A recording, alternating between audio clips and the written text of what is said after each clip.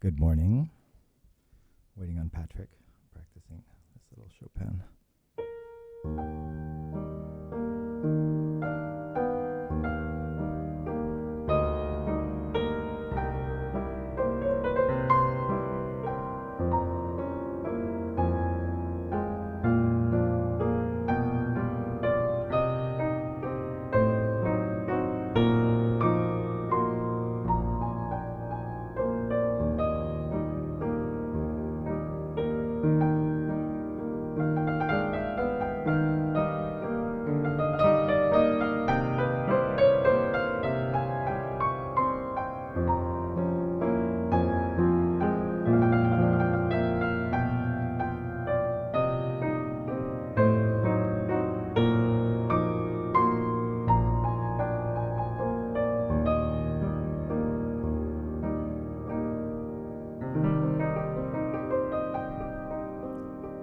We're supposed to start this podcast every morning at 7:30.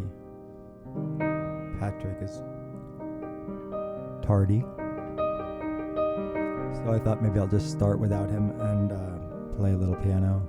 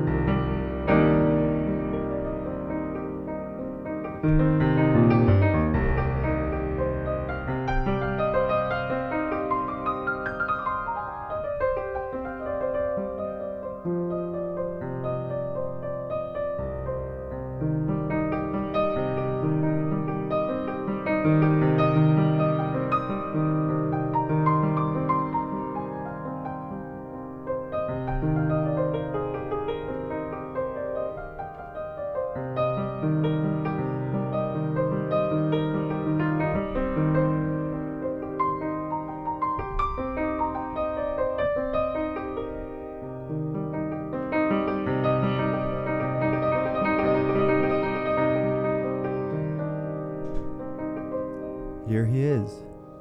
I started rolling the camera just in the hopes that you would walk in after I had a little piano introduction. And it worked out just right, I think.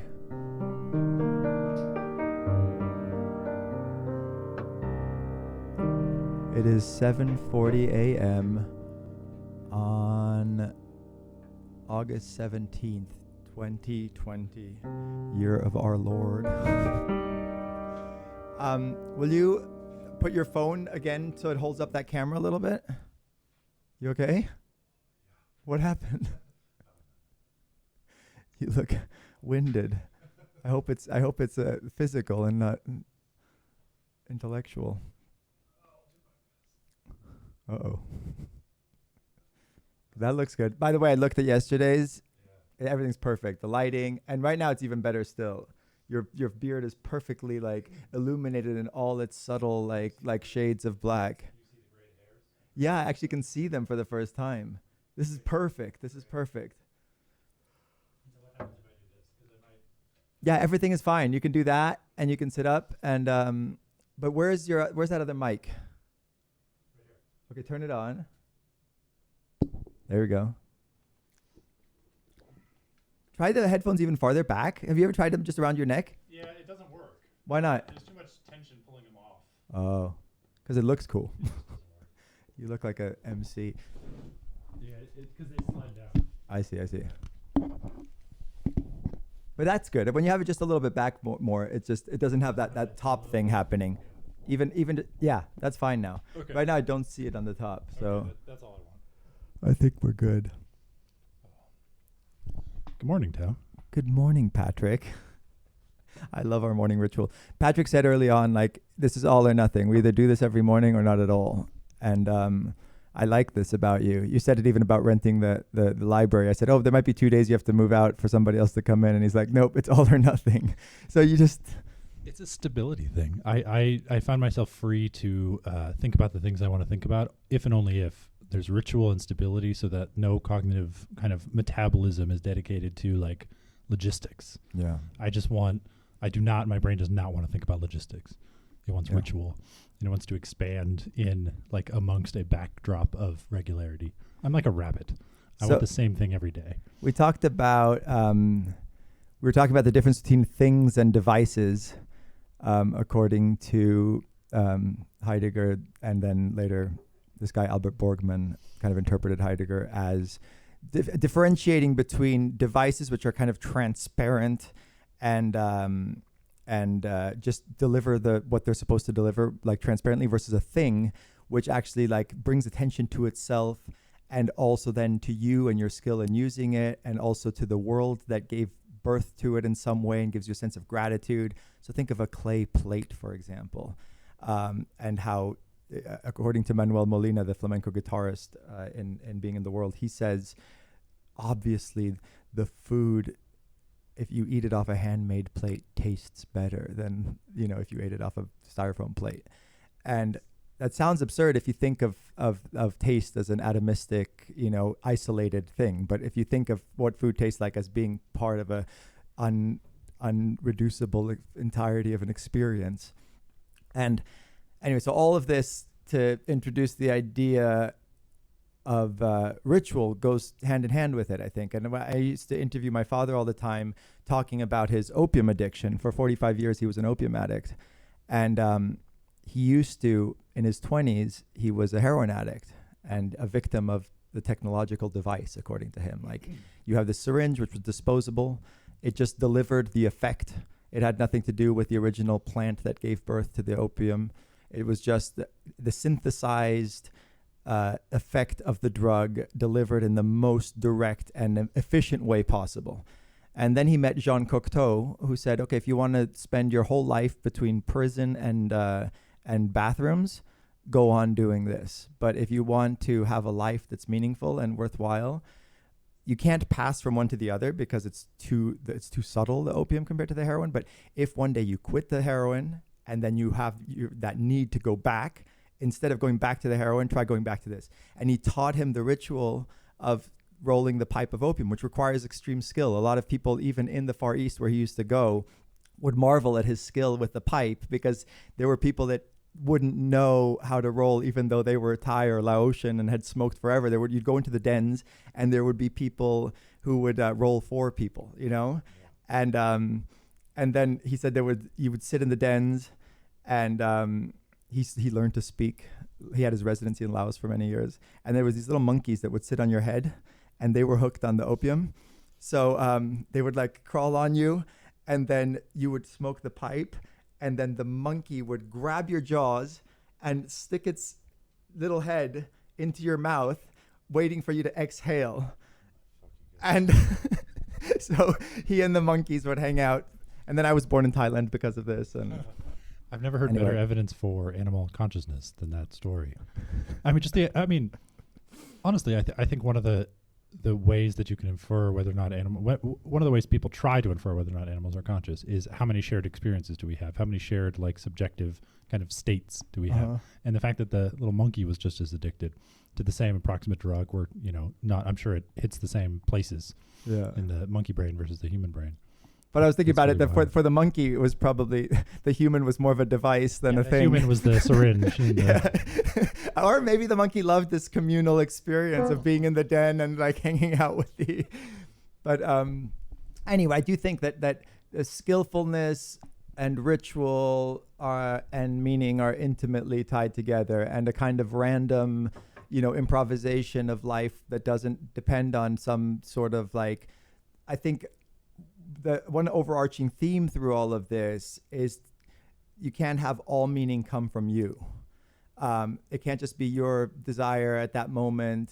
Oh, today I feel like doing the podcast, tomorrow I don't feel like doing it. We long for something to come from, to have the world exert a force on us, I think, and then have a kind of dialogue with that. And I think that's why, a guitar that's made out of real wood is always going to be better than a guitar that's made out of particle board.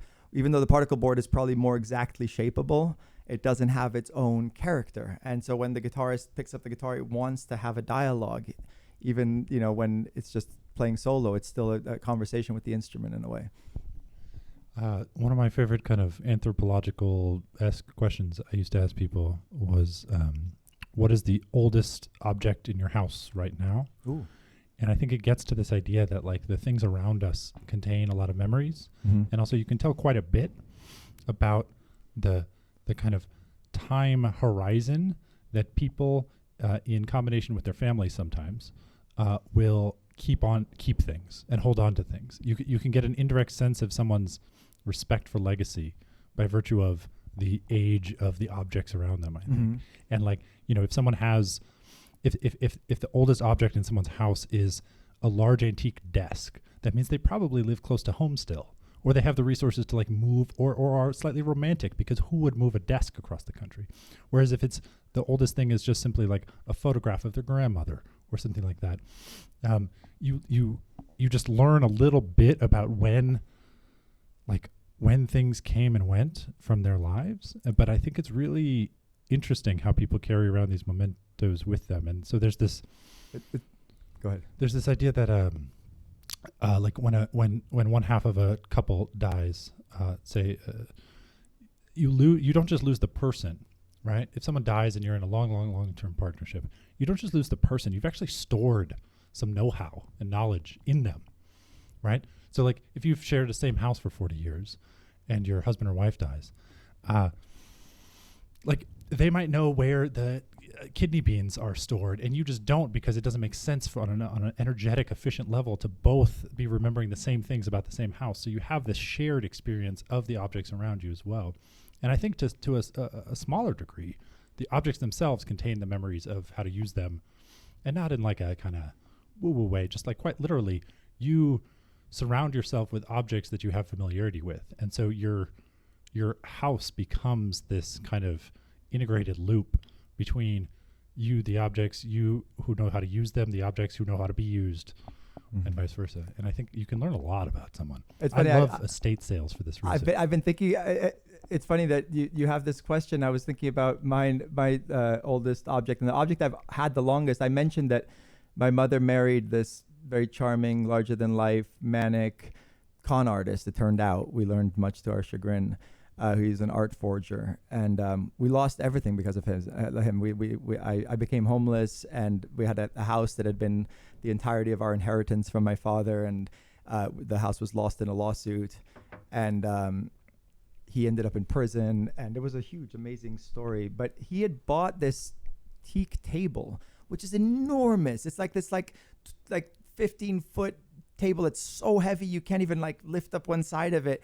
And somehow, after I became homeless and I lived in a bus for a year and a half, and this all happened in 1999, and I still have this table, and it's followed me from everywhere I've lived, and it's out in the back, and somehow it just gathers people in the best way, and everybody who sits around the table says, I love that table. Yeah, people say like, this table is just marvelous. And it's been this wonderful thing, because this guy who otherwise destroyed our lives, but I always had a soft spot in my heart for him, especially now that he's dead, that because he was this, like, he was completely reckless, but also completely generous. Everything he stole, he gave away. It was this really interesting kind of mixture of, like, he had a friend that he'd had for many years who said, look, I've lost millions of dollars because of Renato, and I still love him, and I don't know why. Like, but he had this ability to kind of steal from you and make you love him anyway, even though you knew that he was fucking you over in some way. So more about this art forgery. What do you mean by that? Can you go into that a bit? Yeah, of course.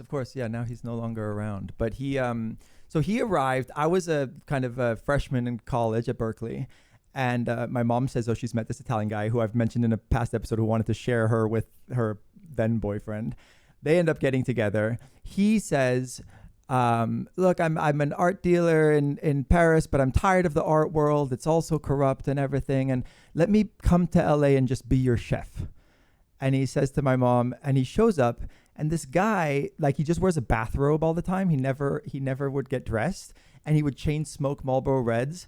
And then he would, like, pick up my guitar. I was learning flamenco at the time, and he played like a god, like classical guitar. And it turns out he had played at La Scala and everything. And he was kind of overweight and balding, and just had a kind of Roberto Benigni type energy, very manic, very erudite, like could recite Dante, and like was, and he would talk about his Rolls Royce and his this and that. But then he would have to go buy the newspaper, and didn't have he'd ask me to borrow $1. So I thought, like, this is really suspicious and weird, but I really like the guy. And also, I love that we'd speak Italian at home for the first time. And I've always had this kind of nostalgic view of my Italian roots, because my father, came from this old Italian family. But I grew up in LA with my mom. So I had this very kind of normal, hippie, middle-class upbringing in LA. And then I'd go and spend a few weeks or months at a time in Italy in the family castle. And so there's this weird kind of relationship to my roots. And so the idea that there was this Italian guy living at the house, and we could speak Italian, and he played guitar, and he was smart, like all these things just really captivated me. And I didn't mind the fact that maybe he was full of shit in some way, that he was like, Is this your family? That's the family crest, yes. I'm adding the visual to it. That's another amazing story that I'll tell. Can I zoom in? Yes. Yeah, it just focused, but now hopefully it'll focus back on you. So, okay, but now it's distracting me. Take it away. Because this is a complicated story. But so he ends up, he seems broke. He seems like he's a bit of a what's the word, fantabulist. But that's okay. It doesn't bother me. And then one day I come home, and my mom says, he put a bunch of money on my credit card. Like, he went and like, invited a lot of people to dinner and paid with my card. And I was like, the cracks are starting to show. And then one day he says they decide to get married, and he doesn't get out of his bathrobe, and they make like wedding rings out of like tinfoil, and they invite like the justice of the peace over to like marry them. And I'm starting to have a little skepticism. And then suddenly he meets this guy in Miami who's like an oil millionaire from Texas. And they go into business together, buying and selling art. And the idea is that this Texas guy is going to put in the money, and Renato is going to put in the expertise to buy paintings. And suddenly, money is flowing in through the transom. You know, it's just like there's like the house is being remodeled that my dad had bought for me and my brother to have when we grew up, and like there's a new, you know, hot tub being put in, and $50,000 worth of roses being put in the garden. And then I come home once and it's my birthday, and he's just bought himself like a brand new Jeep Cherokee, and he says, "Happy birthday," and he gives me the keys, and it's all seeming a little too good to be true. And then he goes to like the Rolls Royce dealership to like test drive a car, but he sits in the back. He says, "I'm not going to drive," you know? He just had this like weird, crazy sense of humor. And anyway, there's like suddenly Magritte's hanging on the wall, and Boteros and Legers, and like all these amazing paintings. And he's like carrying them under his arm and like going to like a gallery in, you know, LA to like put this painting up. And anyway, after a couple of years of this, and a lot of people that I know well, like have like now loaned him money to try and buy paintings and get in on this. And I'm really kind of concerned for them. And then he goes to Spain one day and gets arrested by Interpol. And it turns out that he had ripped somebody off in Paris who had an international arrest warrant for him. And he sits in prison for about 8 months awaiting extradition. And my mother goes to Spain to try and help him. And then everything collapses. We got sued left and right. Like people who had bought these paintings found out they were forgeries. So did he know they were forgeries? Did he get them made?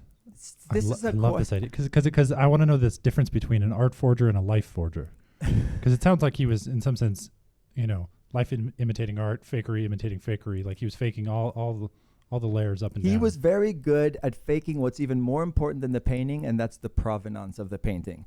So it turns out that, you know, as important as a painting is like, where's the painting been all this time, right?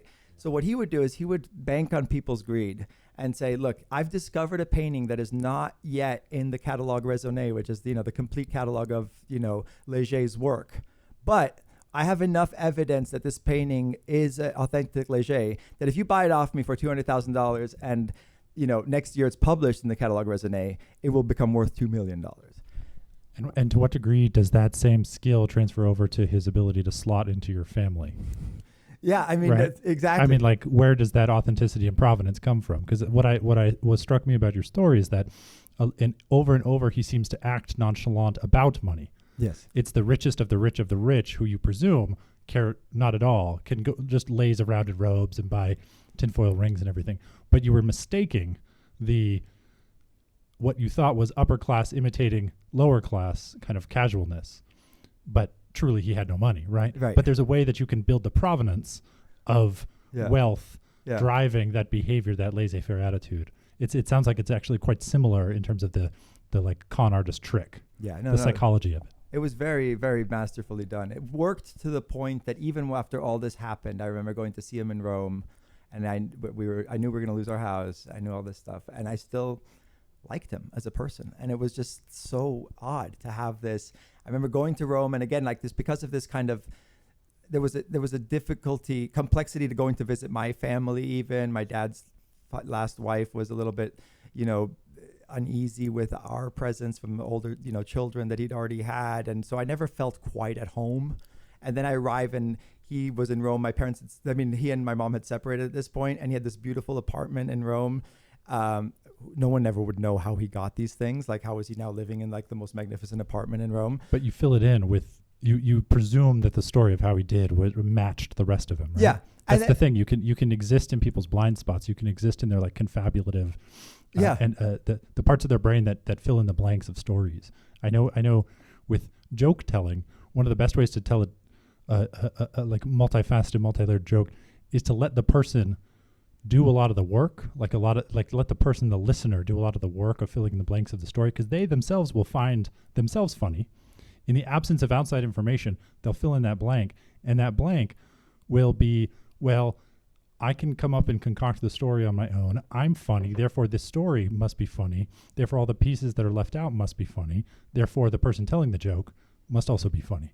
And if you just take that and extrapolate out into the kind of like gaps in one's life or the mismatches in one's story versus their behavior, people will give so much credit to the blind spots in someone's personality, and they'll fill it in with. I guess it's kind of nice that our first instinct is somewhat harmonious in some, or like kind of pro the person rather than disbelieving them, right? Yeah. And so I remember, so I arrived at the apartment in Rome, and he's like, said he invited me to come over, and then he's like, Tao, you stay here. And he just gave me the keys. I'll find somewhere else to stay. And suddenly I found myself in this amazing apartment, and he went to stay with like some girlfriend he had or something. And like that level of open generosity was so amazing. And then a couple of years later, we heard he died of a heart attack. And my brother, who lost even more to him than anybody for reasons I won't get into, but I was like, he said, how did he die? I said, a heart attack. And he said, I hope he had people who loved him around him. And I was like so moved. Even now it makes me want to cry that he said that, because I was like, I thought you would say like, I hope he died alone and in pain, you know, like after what he did to us. And he's like, I would never wish that on anybody. Like everybody deserves a peaceful death if they can have it. And so did that kind of forgiveness require an explanation about, like a psychological explanation about why he did what he did? Or, you know, like how do you achieve that level of forgiveness?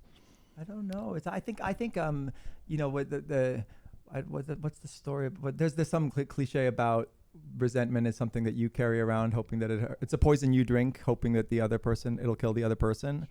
And I think we all have in my family, luckily with all our flaws, we have a sense that like walking around angry about something is not hurting anybody except yourself. And I think that in the end, like none of us would trade our lives for another one. The things that happened to me because of losing the house, I went and lived in a school bus for a year and a half. I met an amazing girl. We got married and had an incredible, like 10 years chapter. Like there's so many things that happened to me that I would never in a million years think like, oh, I wish I'd stayed in that house. And it's just, but I don't take credit for that.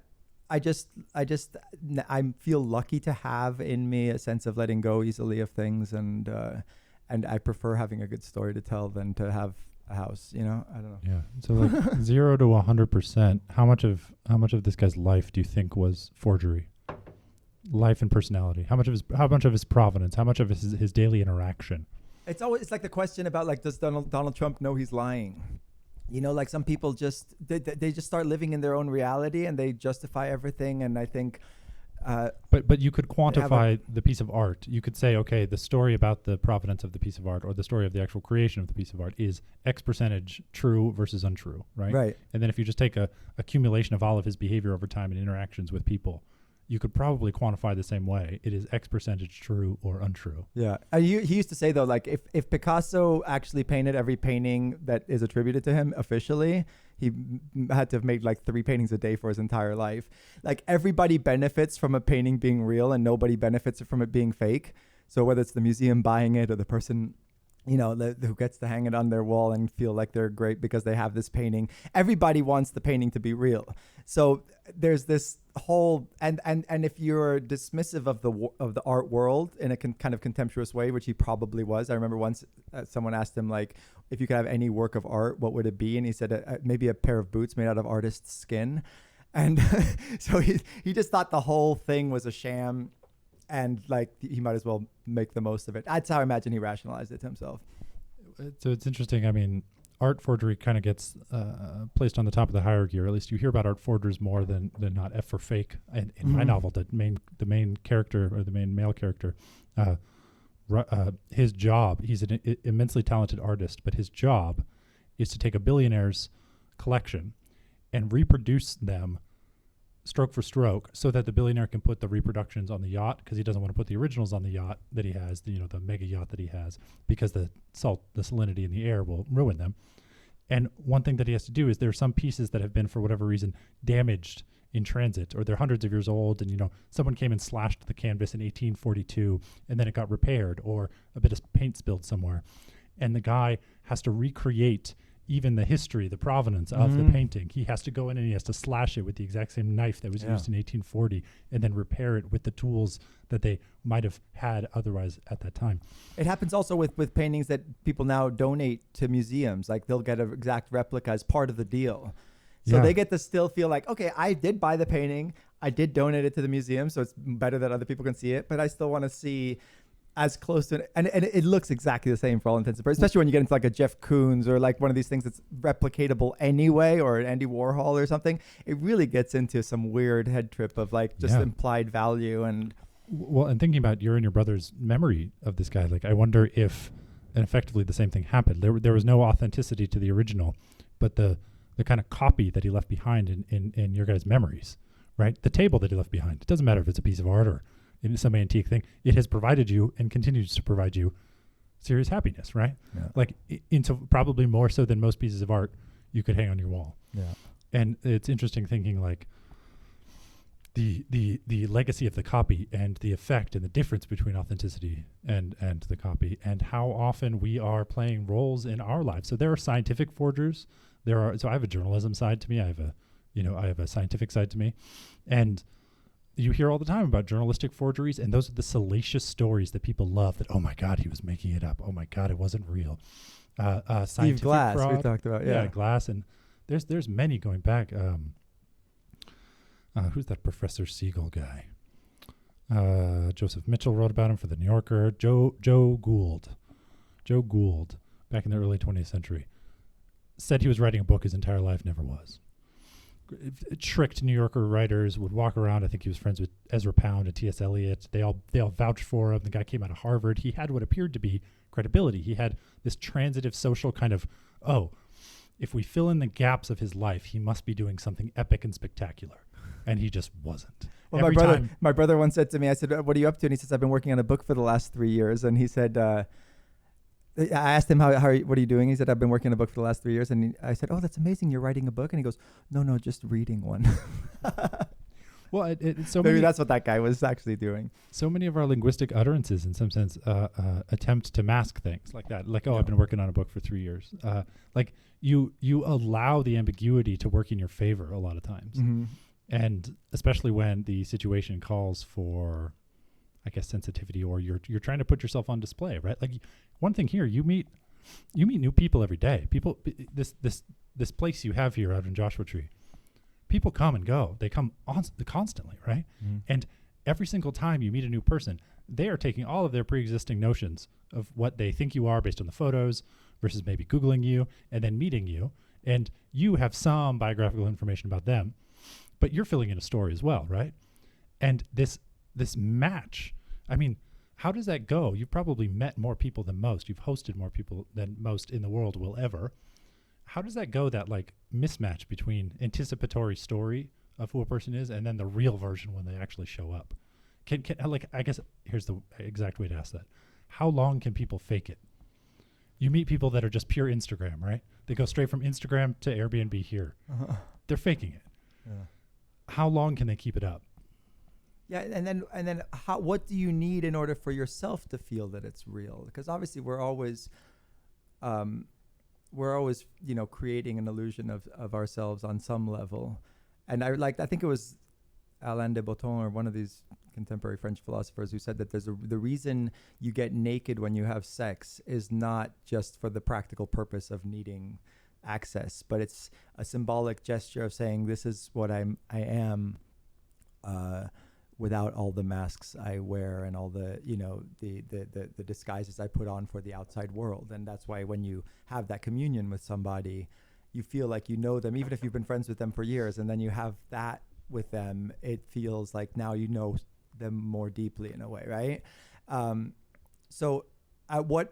then of course there's people who are performative even when they go to bed with somebody. So it seems there's two aspects to your question. One is what does it take for the other person to feel like you're a real person, and then what does it take for you to feel like you're a real person, and that you're really able to be yourself and be vulnerable. And my friend tweeted yesterday, someone asked like what do you get from philosophy that actually helps you in your real life, and he said that he answered like the idea of Kierkegaard that safe,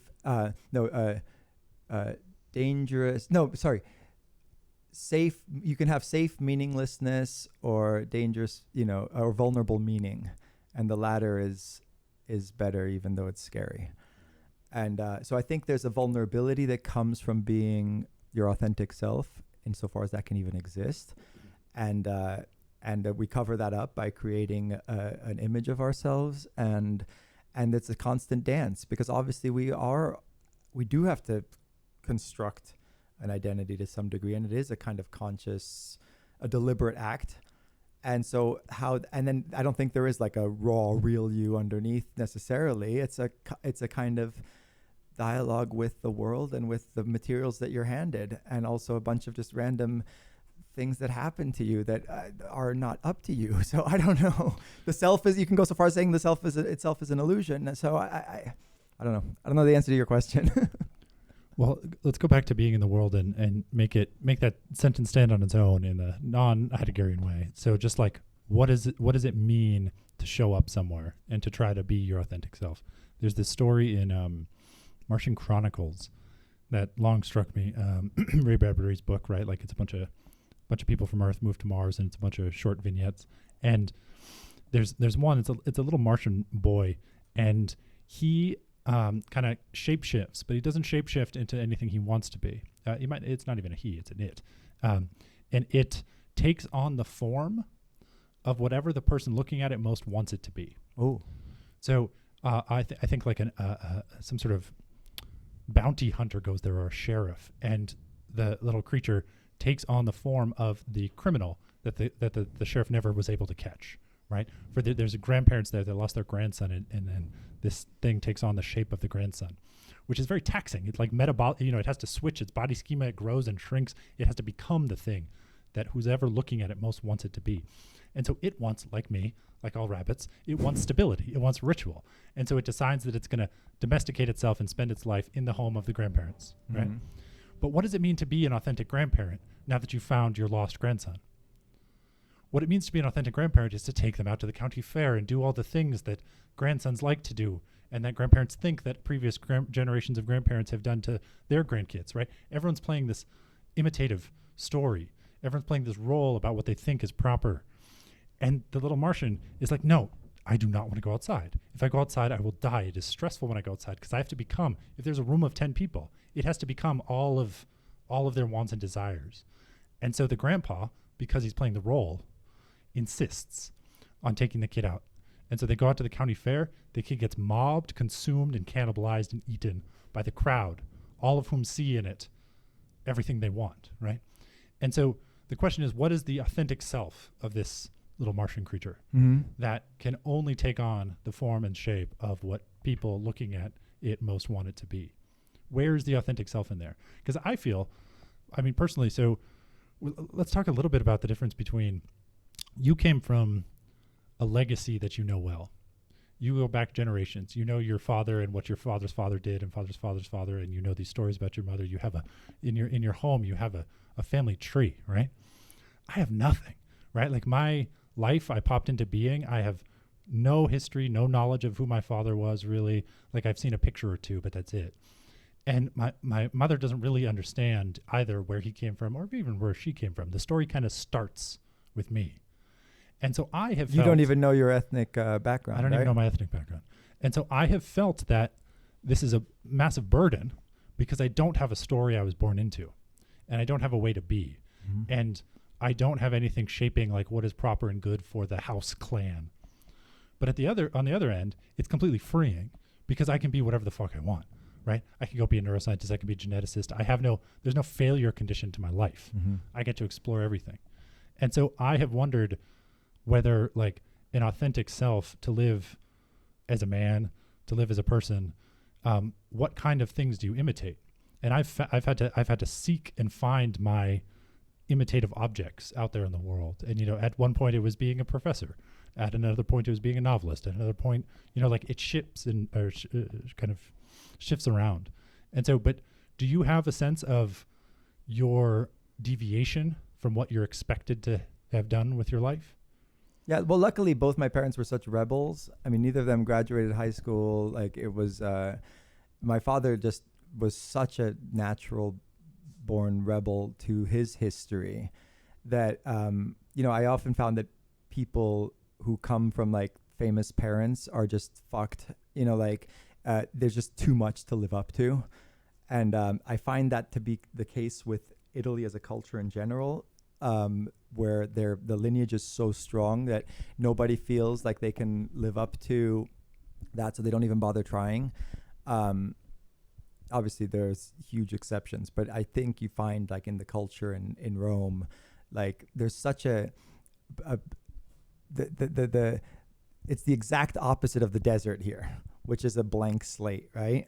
And I like to think that I was lucky because my father was famous for doing nothing, so that's not hard to like live up to. But if you have somebody who's like a great painter or a great songwriter or whatever it is, it's so hard not to just live in that shadow. So I actually prefer the blank slate. I feel very lucky that I came to California, and then from California I came to the desert, where I can have this respectful, distant dialogue with my roots, and I can drink from that source without having to be drowned by it. But what does it mean to drink from the source? Because I genuinely just don't know, right? Right. So what does that mean? Does that mean every day you tap into or draw in the best moments or in the darkest moments? Do you draw from it? Like when does it? Is it? It's just it's the lovely part of my identity. You held up that cup. Hold it up again. So I used to go every summer to Italy. And in fact, every summer in my life, except for the side of it. I know. That's isn't that the crown? No, the crest is on the side, and the crown is on top of the crest. I don't even know that, right? These are root definitions of the roots. But let me tell you how I came across that. I always went to Italy every summer, and they have some clay plates with the family crest on it in the castle. And I always dreamed maybe one day I could have a plate like this in my house in LA or in the desert. But no one in the family is ever going to give me a plate. Those are things. That's what right? We started this conversation about things and objects. Exactly. And now here we are. Perfect. It's very much a thing. Yeah, this is a perfect full circle. So I go to an off Broadway play in New York, and like Lower East Side. And there's an after party in a dive bar, the one of those where you have to walk down and you're kind of half underground. And I go to the back, and my ex-wife was there, but I think she was chatting with some people, and I'm alone, and I didn't know what to do. So I sit in a corner with some food, and there's this old couple from Kentucky sitting next to me, and I just start making polite conversation. And by some miracle, I happen to tell a story about my dad, and by some further miracle, I happen to mention his name. And this old lady from Kentucky says, I used to be married to a Ruspoli once in the 70s, and now I have all this china and I don't know what to do with it. I think I'm going to give it to you. So I give her my number. I forget about it. 3 months later, I get a call saying, Tao, it's Lucy. I'm at the Beverly Hills Hotel. Come get your plates. I arrive at the suite of the Beverly Hills Hotel. I open the door, and in the center of this, $1,000 a night room are 12 boxes full of 600 pieces of Limoges china, all with my family crest on it, because this woman from Kentucky, who was an heiress of the Kentucky Fried Chicken fortune, married a cousin of my grandfather's for like a couple of years in the 70s, hated being married to him, but had these plates made because she liked the idea of the family and the lineage and everything. As soon as they got divorced, they went into storage because she didn't want to be reminded of this horrible time. And somehow these plates ended up back with me. So without believing in divine providence, there's something that just like tied me in a way that is so, you say, how do I relate to it? Now in this physical way where I get to drink my coffee in a way that is this subtle but beautiful embodied thingly, Heidegger called it things thinging, when the things are doing their thing. Being things and connecting us earth to sky and mortals to divinities. He said it unites the fourfold. And so instead of just having the coffee in a disposable cup, I suddenly am in touch with my roots, and I suddenly think about the materials that gave birth to the cup, and there's a sense of gratitude, and there's a sense of continuity, I guess, with me and others, and it's beautiful. So, but a bit ago, we had a fire scare, right? There's fire kind of on the edges of 15 minutes away. Yeah. A couple of weeks ago. It's hot out here. and we talked about we made like a go bag pact, right? Like basically like you point your cars out towards the road, you have to keep your keys on you at all times, Mm-hmm. and you grab something and go. And you said you would just grab your hard drives Mm-hmm. and go. So how does that match with the desire for the things? Like the history and the That's where I'm lucky. I'm not overly attached. Yeah. I would be bummed if they burned, but I think porcelain can withstand fire pretty well.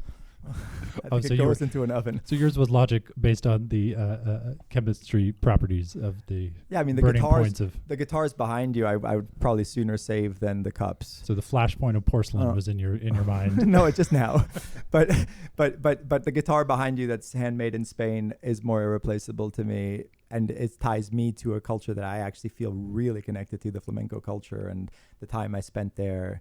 So I'd probably sooner grab the guitar than the cup. But they're all thinging. I would if I could. There's that Steve Martin, the jerk, where he's like, I just want to grab this thing and that's it, and this and this, and I'd probably be that, like, and the piano I really want to grab, but I think we have to like appreciate these things without overly identifying with them, and then also create our own lineage, hopefully. And a few people have come here and said in a way that was very touching to me that this reminds them of the castle in Italy, that it's a new iteration of a place that's important, and that people gather, and that will be, hopefully, I joke that the pool is the one thing I'll probably be remembered for in 500 years, and that would be nice if that could still be here and people could still be here long after we're gone, and that they'll talk, and they'll have these little documents of these moments that we're living. And you have to live the present. I think you can use the past as a reference to dialogue with, but really what matters is what we're up to right now, hopefully. I've thought about this many times, having never been to your castle in Italy, that this is my favorite literary artistic thing in the world is to read a book and then watch the adaptation of the film the exact same day, right away. And then even if there's two versions, watch that immediately after, just to notice the differences. And I've thought about this as an adaptation of a castle. Just like a flat California, but adaptation. Yeah. Like the architecture of the castle architecture doesn't apply here in the same way. Here it's spread out, here it's nested, here it's modular, it's different. And so, but you've tried to create this, you've tried to adapt the certain sense of there being borders and comfort once you're within the border. Yeah. And I've heard multiple people say that you have an immense gift for making people feel like it's their home immediately. Strangers, right? I try to do that, yeah. Yeah, and that it's a kind of welcome to the castle, I guess. Okay, let's sign off with that. Thanks for listening, everyone. See you tomorrow. Bye.